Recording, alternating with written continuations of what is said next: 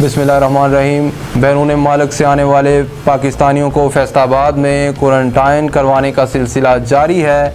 हमारे नुमाइंदे ज़ाहिर नफीस के मुताबिक डिप्टी कमिश्नर मोहम्मद अली की हिदायत पर civil defence officer Rana Mohammad Abbas ने एयरपोर्ट पर साइप्रस से आने वाली फ़्लाइट CAI 112 की मजमूई तौर पर 116 मुसाफिरों की स्क्रीनिंग कराने के बाद उन्हें क्वारंटीना सेंटर मुंतकिल कर दिया।